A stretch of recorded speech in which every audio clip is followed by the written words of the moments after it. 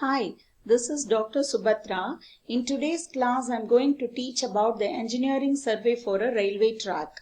Constructing a new railway line is a major project and this will cost around 10 million to 15 million per kilometer based upon the site conditions.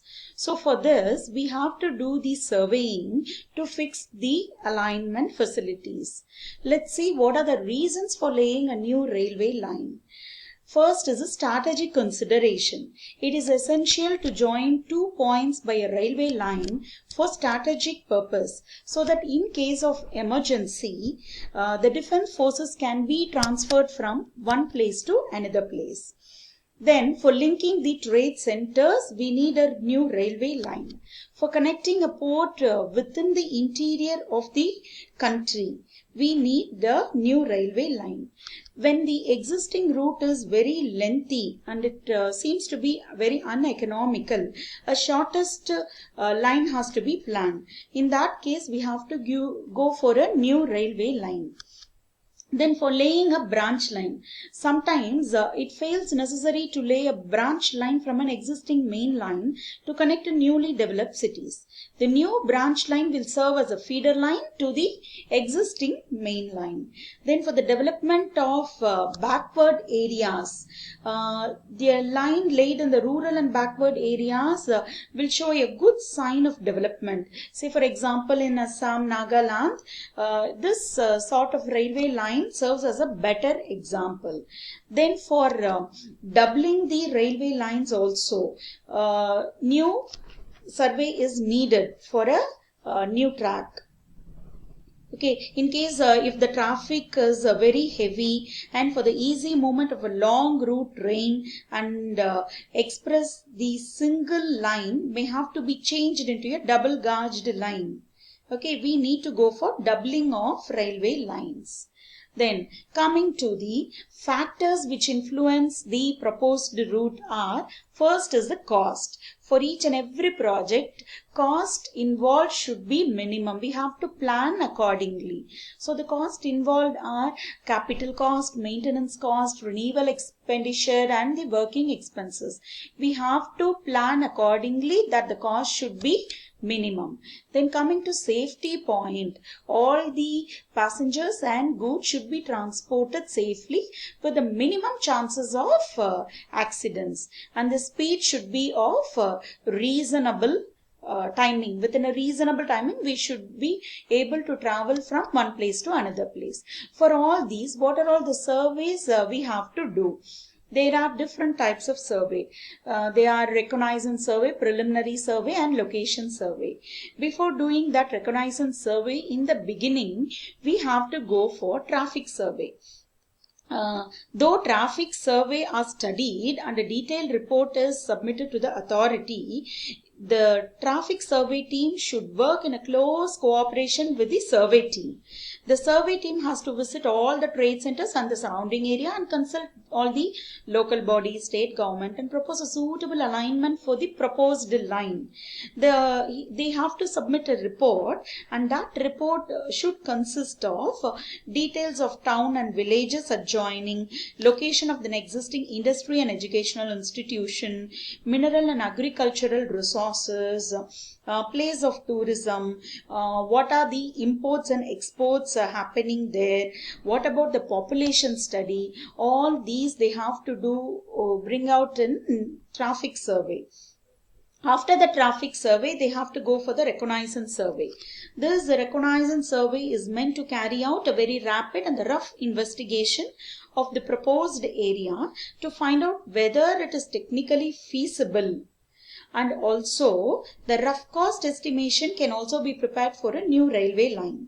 This is normally based on the contour survey map and already available data without carrying any detailed investigations. Okay. By this way, reconnaissance survey is carried out. We already know, we are very familiar with surveying part 1 and part 2 in our syllabus. What are all the surveying instruments? We know that is used in the conventional method. There are some of them are prismatic compass, barometer, clinometers used for finding the angle of slope or gradient, binocular to view the longest long distance objects, pedometer to get the total length traveled by means of walking. And some of the modern instruments what we know are electromagnetic distance measurement instrument, that is EMI, using computers, satellite imageries, biaxial inclinometer, digital terrain modeling, GNSS receivers will be there. They are dual frequency real time receiver that is used for the surveying system to determine the track axis coordinates. Okay, with the help of all these we can do surveying. After completing the reconnaissance survey, that is both the engineering and the traffic survey, we'll be moving towards the preliminary survey. So in preliminary survey, with reference to the reconnaissance survey, we'll be carrying out the preliminary survey using the instruments in detail, and report also we'll be preparing to decide whether the proposed route is good or bad, whether we can construct that or not. Decision can be taken there. Okay, what are the instruments we'll be using for our preliminary survey? What we'll be using in our survey lab, that is a theodolite for marking the center line and for traversing, tachometer for plotting the main features, dumpy level for the taking the longitudinal and cross-sectional level, plane table to plot the various features, prismatic compass to measure the angles of alignment.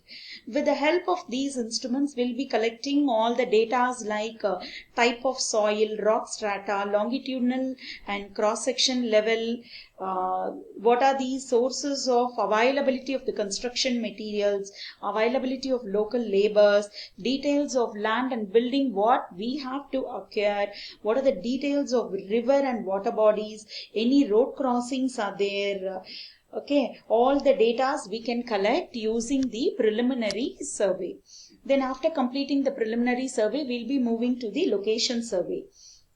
Once a decision has been taken for a particular railway alignment to be constructed, the final location survey we'll be doing. Same instruments used in the preliminary survey can also be used here. The main objective of the location survey is to carry out a detailed survey along the route which has been found and fixed as a most economical route. So we would have suggested many routes. Among them, which is the most economical route, we'll be fixing it here. Okay, any masonry pillars are needed to be constructed. What about the longitudinal and cross leveling that has to be done? Okay, the final location is further put up on the paper and detailed drawings has to be prepared. They are the general map of the country, then the index map, index plan, detail plan, cross-sectional details, plans of the station yards, detailed drawing of the structure and drawings of the crossings. So with all these surveying, we are able to fix a new railway track line by fixing the alignment position. In the next class, we'll be seeing what are all the